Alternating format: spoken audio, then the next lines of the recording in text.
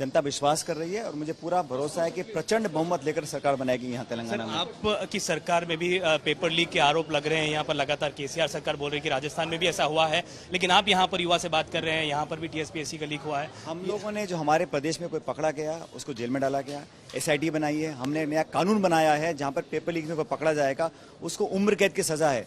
इकलौता राज्य पूरे देश में जहां उम्र कैद का हमने डेटरेंट रखा है, कानून के अंदर एक्ट पास किया है। यहाँ पर कोई परवाह नहीं कर रहा है और हम लोगों ने कहा है कि हम सरकार बनाने का हमने एक शेड्यूल बनाया है कि 1 फरवरी से नौकरी चालू करेंगे, ट्रांसपेरेंट ऑनेस्ट भर्तियां करेंगे, लोगों को रोजगार देंगे जो 10 साल से ये सरकार नहीं दे पा रही है। इस माहौल में, अभी चुनावी माहौल में इस विषय को मुद्दा बनाया जा रहा है सर, तो BRS सरकार को क्या कहेंगे? मुझे लग रहा है कि जो ज़्यादा पोल हुआ है वो जनता विश्वास व्यक्त कर रही है राजस्थान की सरकार के ऊपर जो हम लोगों ने काम किया है, और मुझे लग रहा है कि जो पोलिंग हुई है, जो हमने कैंपेन किया, उसको लोग एक्सेप्ट कर रहे हैं। 30 साल से लगातार वहाँ बदलती रहती है सरकारें, लेकिन हमने कुछ इशू उठाए थे साल भर पहले, उसका पार्टी ने संज्ञान लिया, सरकार ने उन कामों को किया जो हम लोग इशू उठा रहे थे, उसका फायदा पार्टी को मिलेगा, सरकार को मिलेगा, रिपीट हम लोग करेंगे। So the BJP's politics about changing names is limited to that only.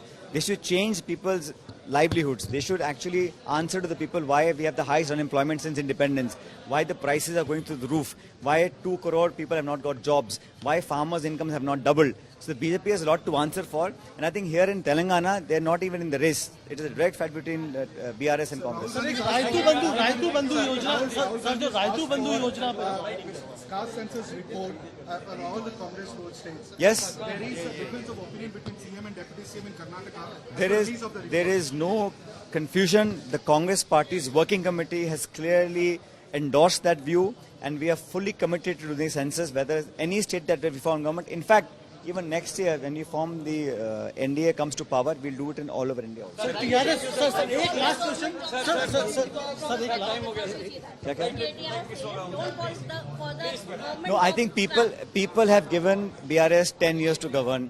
They should have fulfilled their own promises. Small states were created to create more jobs, to create more satisfied young people. Unfortunately, in Telangana, those dreams have not been fulfilled. The unemployed allowances have not been given. So a lot of promises have been unkept. Congress Party today is committed to our manifesto, and once we form the government, we will fulfill all our promises. But more importantly, now last 6 months, the amount of people who have joined the Congress Party from all other political organizations tells you which way the wind is blowing. Sir एक last sir BRS का कहना है कि कांग्रेस के letter की वजह से रायतू बंधु जो किसानों को मिल रहा था वो रुक गया।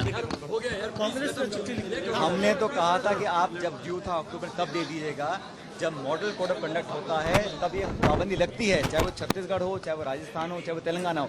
जानबूझ के उसको डिले किया गया, उसका राजनीतिक लाभ उठाने के लिए, जानते हुए कि हमको रोका जाएगा, फिर भी डिले किया गया। मुझे लगता है ये जो जनता के साथ जो बेइंसाफी हुई है उसको जनता का जवाब मांगेगी BRS से, उनको देना पड़ेगा।